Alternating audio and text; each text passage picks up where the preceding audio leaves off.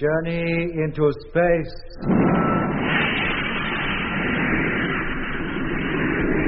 The BBC presents Jet Morgan in The World in Peril.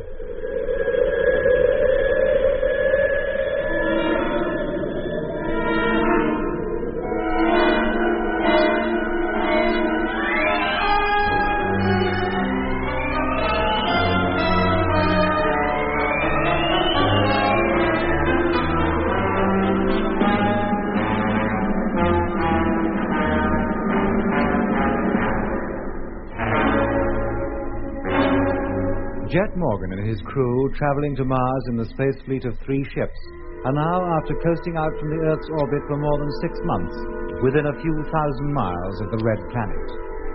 Just before preparing to go into free orbit round the planet, Lemmy picks up a strange voice on the radio.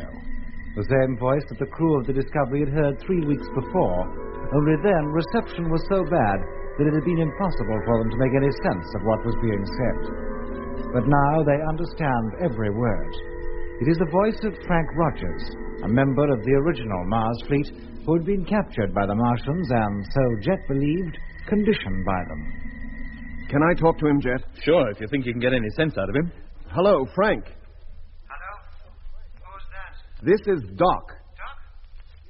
Oh, Doc, what are you doing down there? You should be out here in the fleet with us, on our way to Mars. I am. I'm in the flagship. I must talk to Earth for lunar control. If you have any message for them, Lemmy will pass it on for you. Lemmy? What's the matter? Doesn't he like the name? Lemmy back. He got lost out in the land truck. I think this is Frank Rogers, Jet. Every time we mention something to do with the fleet, it seems to jog his mind. But I was never lost in any land truck. Him and 2 others, they'll never get back to Earth. None of them will. I'm the sole remaining member of the whole fleet. Hello? Hello, Frank. Can you hear me? Freighter number 1 calling. Have a message for you. Now, for goodness sake, Doc, let's take the message. Maybe that'll give us some insight as to what's on his mind. Ready to receive your message. Over. Hello, here is the message. Receiving you. Give us your message, please. From freighter number 1 to Discovery, have routine checks. Are you ready to receive them? Whoever it is, he must be clean off his rocker. Hello, give us your message, do you hear? I can't. It's Whittaker. Oh, my. Keep away from me.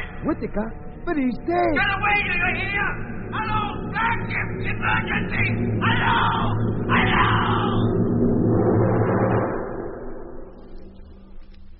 Hello? Hello? What's all this talk about Whittaker? It sounded as though he was there with him. Hello, Frank, can you hear me? Hello? He doesn't answer, Jet. Where is he? Where'd he call in from? From down there on the planet, of course. Where else? Oh, I know that, Lemmy, but from whereabouts on the planet? Now you're asking. Hello, Captain Morgan calling Frank Rogers. Come in, please. Look, Jet, we can't spend too long on this. The time for getting into free orbit is getting very close. Lemmy, take over, will you? Yes, mate. Keep trying to contact him. If you do, give me a yell. Meanwhile, the rest of us will get the ship ready. Hello. Flagship calling Frank Rogers. Have not heard from you for some minutes. Come in, please. Lemmy called Rogers for an hour, but we heard nothing more from him. At the end of that time, Lemmy had to leave the radio panel and return to his bunk, in readiness for the increase in speed that would carry the Discovery and the 2 freighters into free orbit 1,000 miles or more above the planet's surface. The maneuver went off without hitch. When it had been completed, the main transmitter was retuned and Earth Control informed of the fact. We encircled the planet approximately every 5 hours. At the same time, of course, the planet itself was turning on its axis, so each time we completed a full circle, it was to find a new part of Mars below us. In this way, during a period of 18 to 20 hours, we were able to observe every part of the planet's surface. You may remember that when we had so hurriedly left Mars more than a year ago, we'd left 3 of our freighters behind.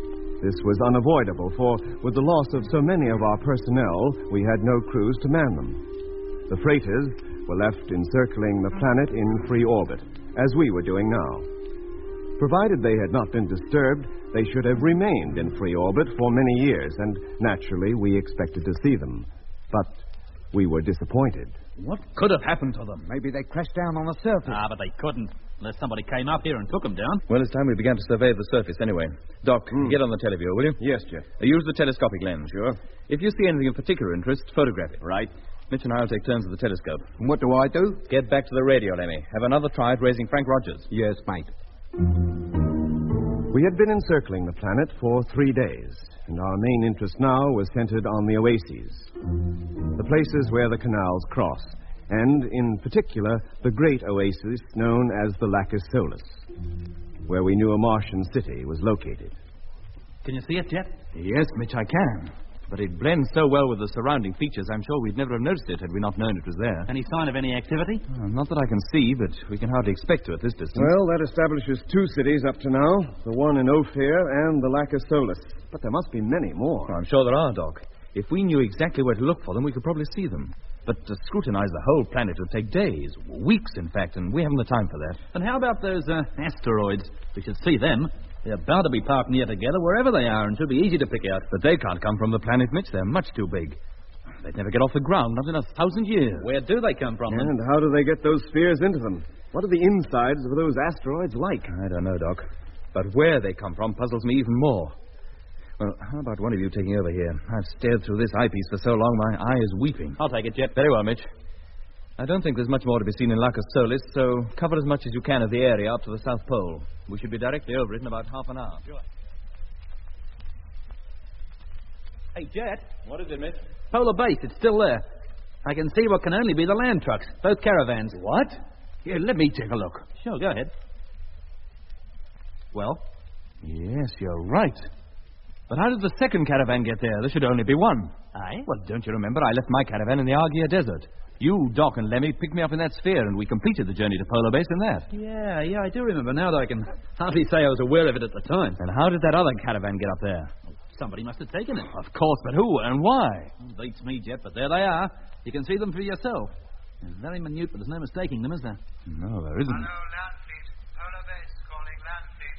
Hey, Jet, I've got him. Is that it again? Coming, Lemmy. Stay on the telescope, Mitch, will you? Yeah, sure. Sure it's the same voice, Lemmy? Of course it is. But now he says it's Polar Base, and he's calling the land fleet. Hello? Hello, flagship calling. Receiving you loud and clear, over. Switch on the recorder, Lemmy. It's on already. Hello, land fleet.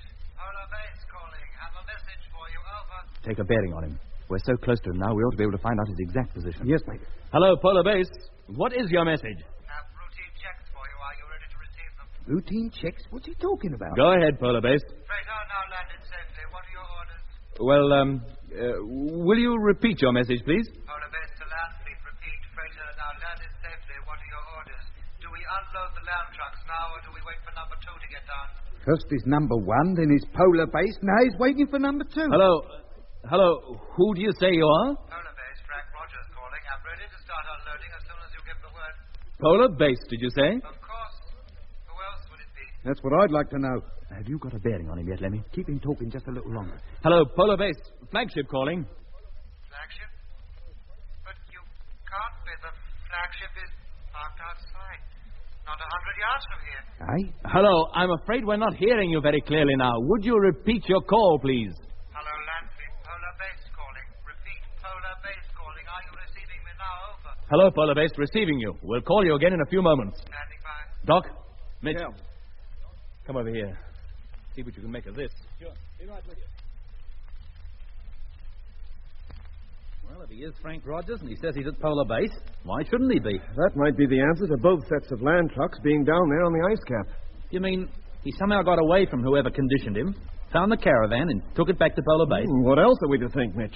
All the trucks carry radios. He could be using one of them to call us. Yes, but how could he possibly know we'd be anywhere near Mars? Well, from what he says in his so-called messages, I doubt very much if he knows where anybody is, even himself. Well, I'm pretty sure there must be somebody down in those land trucks. Either Frank Rogers or somebody pretending to be Frank Rogers. You think so? Well, why not? Then maybe you can explain why the bearing puts the transmitter which sent those calls slap in the middle of the Mare Australis.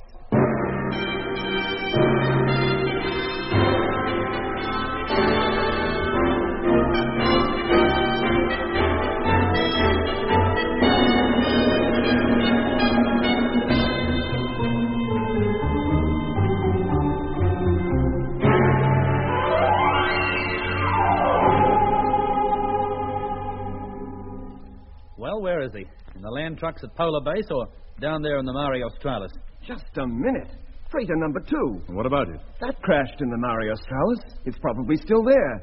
You remember Frank salvaged most of the supplies from it and took them back up to Polar Base. Well? Well, the last time he was in there, he got the radio to work, didn't he? Maybe it's still working. Maybe it's from number 2's transmitter that those calls have been coming. It could be. But then why does Frank, if it is Frank, say he's at Polar Base? If you ask me, Jet, he don't know whether he's on his head or his heels. Well, in my opinion, that's to be expected. Whoever is calling us, and I believe it is Frank Rogers, he's certainly not in control of himself. His mind is wandering. Occasionally he does have periods of knowing exactly where he is. At other times he lives in the past, imagines he's still with the space fleet, coasting towards the Red Planet for the first time. And what's more, each time he doesn't just remember what happened over a year ago, he relives it. Hence, in his thinking, he is sometimes in freighter number 1, which was his old ship, and sometimes at Polar Base, where he spent a great deal of his time after we'd landed on the planet. And where do you think he really is, Doc? I'd say down in the Mare Australis, in freighter number 2. Yeah, but how long could he expect to remain there? He has to live. Well, there are supplies enough left in that ship to keep one man alive for 3 months at least. And how long's he been in there already? I don't know. When did we first hear him calling? A month ago, but he could have been calling long before that. Well, I still think he's where he says he is, at Polar Base. You don't think the TF gear is working properly, then? That's not that, Lemmy, but I think the whole thing's a hoax. A decoy to get us to land near the wrecked freighter, and once we touch down, we'll probably find a whole army of condition types waiting to greet us. The Mare is as flat as a pancake. If anybody is waiting there for us, we'd be bound to see them. So if we do, we increase speed, rise again, and land somewhere else. I still think Polar Base would be a better bet. Well, I'd think so, too, if it weren't for that second caravan being there. The trucks may be a trap, too, you mean? Well, why not? The Martians may well think we'd land in the same place as before, and that we'd need the land trucks to travel over the planet. Well, they've got another thing coming then, haven't they? We don't need them at all. Besides, they've got no proof we're even arriving. You think not? With spies obviously planted in Space HQ down on Earth? Well, maybe they have and maybe they haven't. But the fact remains, we have to land somewhere. We've encircled this planet a dozen times already. Well, I'm still for landing on the ice cap. How about you, Doc? The Mare, Jet. As near to the wreck of number 2 as we can safely get. I think Frank is in there. If he is, we owe it to him to pick him up. And that's not all. If he has escaped, he'd be very useful to us. Tell us a lot of things we want to know. Yeah, always supposing he's in a fit enough state to tell us anything. He certainly doesn't sound like it at the moment. Well, who knows? He may come back to normal. We may even be able to bring him back. Yeah, always assuming we can find him. Well, Jet, what's it to be? The Mare Australis. Okay, you're the captain. Code a message, will you, Doc? Tell Control what we're about to do. Sure thing. Meanwhile, Lemmy will stay at the radio, send the message to Earth as soon as it's ready, and keep a listening watch on that voice. Right. Mitch, you and I will begin transferring from number 2 the fuel necessary to make the landing. Right you are. Put on your suit. We'll make the descent just as soon as our orbital position is favorable.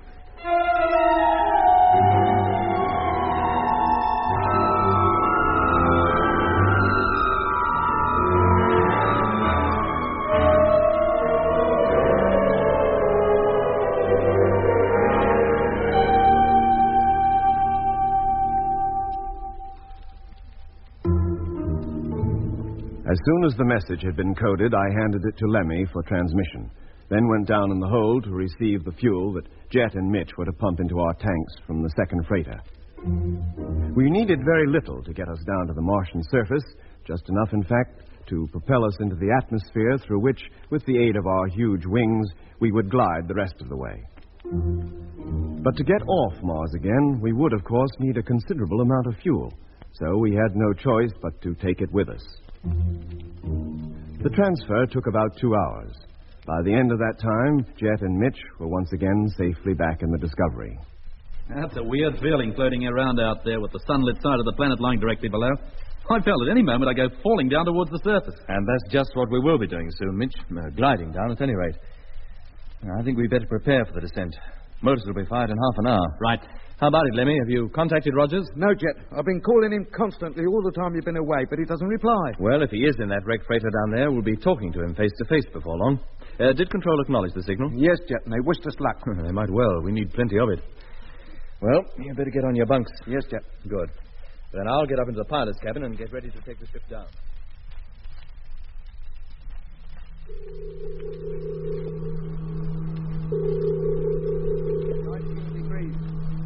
19.5. 20. 20.5. Stand by to cut gyro. Right. 21. 21.5. 22 degrees. Gyro cut. All set, Mitch? Yeah, Jet. How long, Doc? 25 seconds. You can say your last farewell to the freighters. For the time being, at any rate. Well, let's hope they're still here when we get back. 15 seconds. Put her down in the right place, Jet. I'd hate to land in the Lark of Solars right in the enemy's camp. Oh, do me a favor, Mitch, and we got enough trouble. 10 seconds. Hello, land fleet. Polar base calling land fleet. Aye. He's here again. 5 seconds. Don't answer it yet, Lemmy. I'll tell you when. You don't think I'll get out of this seat now, do you? We're off. Hello, land fleet. Polar base calling. Can you hear me? Come in, please. We can hear you, but you'll have to wait now, Tom. We've got other things to do.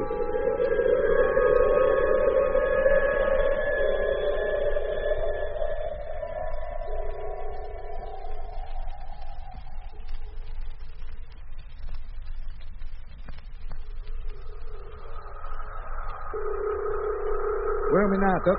Over the southern ice cap, Lemmy. Can you see the traps down there? Sure, come over here and look for yourself. Height, Mitch? 17,000.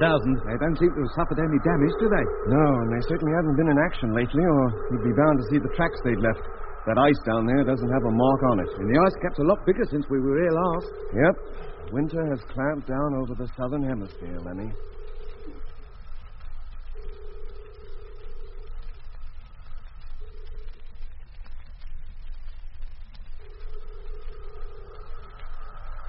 $5,000 feet.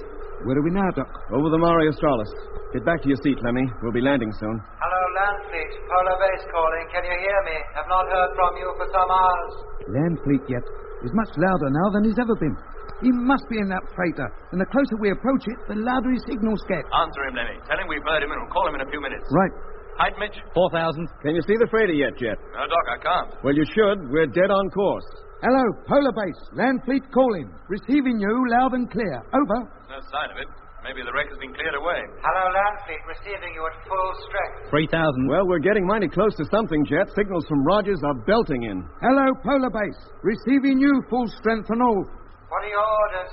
Orders are that you have to be a little patient. We'll be calling you again in a few minutes. Is that clear? 2,500. I said, is that clear? Now he's not replying again. Hello, Polar Base. Hello. Never mind it now, Lemmy. Get back to your seat and strap yourself in. We'll be landing any moment. Yes, Doc. 2,200. Hello, Mitch, Doc. Yeah, Jet? I can see it, the wreck, exactly as we left it, standing up at his nose. I don't think anyone's been anywhere nearer. 2,000. Are we going to land anywhere nearer, Jet? I think so. Putting the nose down now. 1,500. And the flaps. Stand by to release the parachute brake, Doc, if I give the word. Okay. We're nearly down to landing speed. I think we'll make it all right. 1,200. Let's hope the ground is firm enough to take the weight. Should be, Lemmy. It's probably frozen solid anyway. Turn off the televiewer, will you? Yeah, sure, Doc. Televiewer off. 1,000. No signs of any Martians yet, I hope. No, Lemmy. Nothing but the wreck and the purple plain as far as the eye can see. You'd never guess there was any kind of life on Mars from this view. 800. Put out a brake, Doc, will you? Number 1, shoot. Release. 700. Coming into touchdown. Hold on to your hats. 600. Here we go. 500. Taking it a bit steep, isn't he? 400. He'll straighten out in time, don't worry. 300. Let's hope so. We've come a long way and no insurance. 200. 100. Get ready. Straightening out. Touching down. Now. Ooh. Tails down. We made it. Yeah, wait till we stopped and I'll agree with you. Now applying brakes.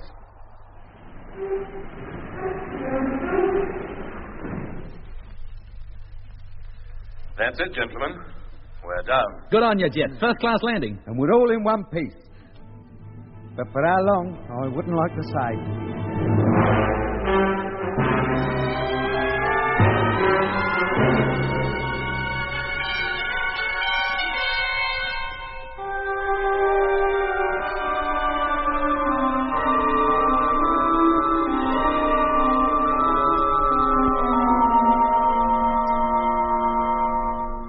What can you see, Doc? Nothing. It's just as Jet said. There's only the purple plain stretching clear to the horizon. And the freighter? Oh, can see that too, of course. It's to the west, about half a mile away. Well, do you mind if I get up there and have a look? Okay, Lemmy. But you could have used the televiewer and seen just as much. Oh, no, Doc. But that isn't the same as seeing it in the flesh. Lemmy, Yes, sir? we've work to do. You can look at the scenery later. Oh, just my luck. All I wanted was a glimpse outside through the astro hatch. You'll get plenty of chance for that later. What's happening, Jet? We unloading the gear? Only part of it. Just the high-speed land truck. We're 3 hours before the sun goes down. Time to go over to that wreck and see if Frank Rogers is in it. Well, he must be. The last call we had from him definitely came from that freighter. It couldn't have come from anywhere else. The strength it was. Well, let's hope so. Who's going, Jet? Mitch and I. While we're gone, Doc, look out for spheres or anything that might suggest somebody heading this way to investigate us. Right. And you, Lemmy, will remain at the radio. try to re-establish contact with Rogers, and at the same time keep in contact with us over the personal radios. And what if Rogers isn't over there? He must be Mitch. Where else could he be? I hate to think, but I hope you're right, Doc, and that we're not walking straight into a trap. I'd bet my life there's not a Martian or conditioned Earthman within 100 miles of here. If there was, we'd have been sure to see some sign of them when we landed. Or their spheres, at least. How else could they get here? Well, if you're so confident, let's go. I'll put my suit on and open up the cargo hatch. Hello, Doc. Can you hear me? Hello. Hearing you loud and clear. Mitch and I are in the truck now and about to head for the wreck. Right. Okay, Mitch. Start her up. Well, she seems to be working all right. Well, let's go. We haven't all that much time if we're going to get back here before dark. Hello, Jet. Yes, Doc? We're in contact with Rogers again. The signals are so powerful, they're overloading the receiver. Can you get any sense out of him? Not really. Did you tell him we'd landed? No, but I did say somebody was on his way over to the ship. And what did he say to that? That he wasn't in a ship. Oh? Now he thinks he's out in space again. Lemmy's having quite a time with him. Well, get him to sit tight. Tell him we'll be with him in just a few moments. Okay. I only hope I can get him to understand what I'm talking about.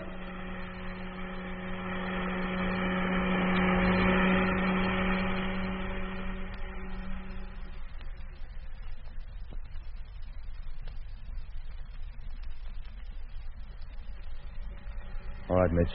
This is close enough. Put on your helmet and we'll go outside. Sure. Hello, Doc? Yeah, Jet. We're alongside the ship and leaving the truck now. Okay. Testing personal radio. Okay, Mitch. And me, Doc. Okay. Then open up the airlock, Mitch. Airlock. Contact.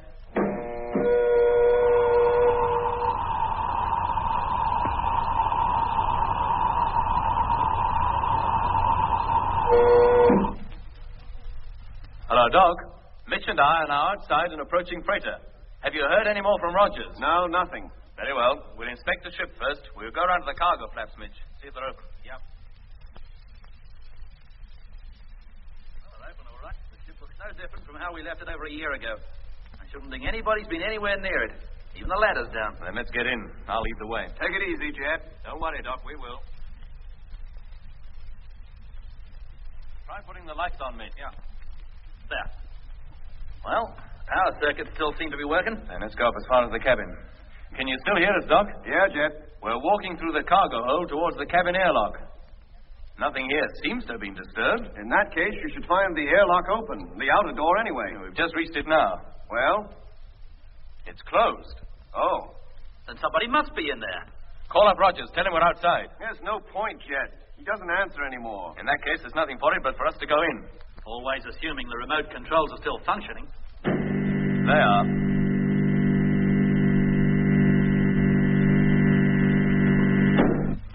Come on, Mitch, and close the door behind you. We're in the airlock now, Doc. If Rogers is in the cabin, he should hear us operating it. Well, if he does, he gives no indication of the fact. Lemmy's calling him constantly, but gets no reply. Filling airlock.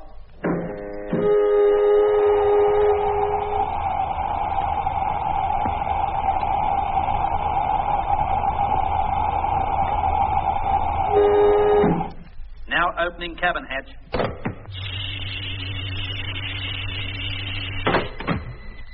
That's strange. The place is in darkness. What? That's better. Mitch has switched on the lights. Take it easy, Jet. Have a good look round before you go in. That's just what we are doing. Well, is he there?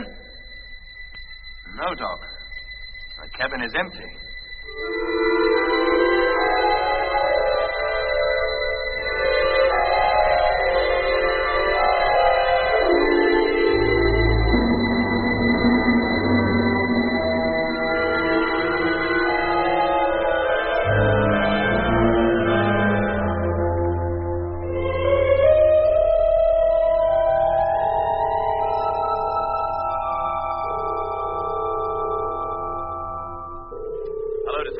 Discovery calling. Put Doc on, will you, Lemmy? Yeah, Jet, hang on a minute. Doc. Coming, Lemmy. Take over the televiewer, will you? Keep it rotating all the time. Yes, Doctor. Hello, Jet. Doc speaking. What's up? Well, Mitch and I have searched the cabin over here thoroughly. And? And although there's certainly nobody in it now, there has been. Oh? How do you know? The radio transmitter, it's on. And judging from the juice it's used up, it's been on about a month or more. Then we could well have been receiving calls from it. We must have done. And there's no sign of Rogers? No. Mitch is back in the cargo hold having another look, but it's pretty certain he's not in the ship. Well, maybe he, if it was him, left the ship when we landed. But how? And what in? We'd have been bound to see him. Hello, flagship. Frank Rogers calling flagship. Good grief, did you hear that? I'll say I did, and no wonder. It was this transmitter that radiated that call. What? Yes, Doc, it's working by remote control. Where from? That's what I'd like to know. Answer the call, Doc. See if you can get any sense out of him. Then switch off your transmitter. I'll contact him direct from here. Transmitter off. Hello, Landfleet. Flagship calling. Receiving you loud and clear. Go ahead. Hello, flagship. Thank goodness I've got hold of you at last. Where are you? Well, what is more the point, where are you? At Polar Base. My instructions were to stay here until further orders. Did you find the wreck? Yes, we found it. How about the crew? Are they hurt? There's no crew in her, Frank. No? Then what's happened to them? Where have they gone? Listen, Frank. Yes, Doc? You're up at Polar Base, you say. Of course. Are you alone? Yes. That's the funny thing. Where is everybody? Yesterday the Discovery was parked right alongside these trucks. Now she's gone. Where are you? Listen carefully, Frank. Are the land trucks still mobile? Of course they are. Why shouldn't they be? Then these are your orders. You will drive your truck down to the Mare Australis. What position? We'll put out a bearing beam for you. That should guide you straight to us. Very well, but what's happened? How did you get down there? Why wasn't I informed? Never mind about that now. Just come here as quickly as you can and call me as soon as you're underway. Message received and understood. Call you again in half an hour. Hello, Jet. Did you hear that? I certainly did, Doc. It sounded exactly like Rogers that time. But he still seemed very confused. Do you think he really is at Polar Base? Where else could he be? He's been calling from there and using the transmitter of number 2 to boost his signals, just as we did last time we were there. Well, if that is the case, and if he manages to handle the truck, he should be here in about 36 hours. Yeah. I don't think there's much point in Mitch and I staying over here any longer. We're coming back. Good. Just as well. It's getting dark soon. I'll give you a call as soon as we leave. Good. Meanwhile, I'll set the DF system so Frank can home on us. Hello, Doc. Yeah, Jet. Now leaving cabin and about to enter airlock. We'll call you again just as soon as we get outside. Right. Any further word from Frank? Oh, yeah. He reported that he's using the bearing signal and is already on his way. But he still seemed very puzzled about our being down here. Okay. Call you in a few minutes. Doc, What is it, Lemmy? come over here, quick. What is it?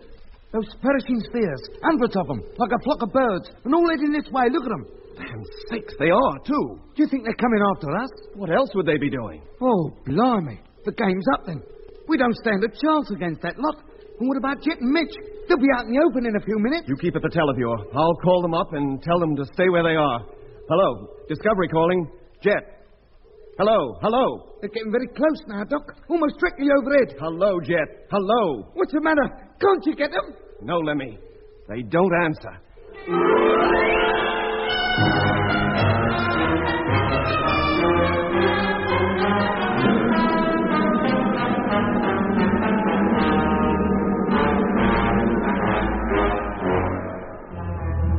That was episode 7 of Journey into Space. Taking part in this recording were Andrew Foulds as Jet Morgan, Alfie Bass as Lemmy, Guy Kingsley Pointer as Doc, and Don Sharp as Mitch. Other parts were played by David Jacobs. The orchestra was conducted by Van Phillips, who also composed the music.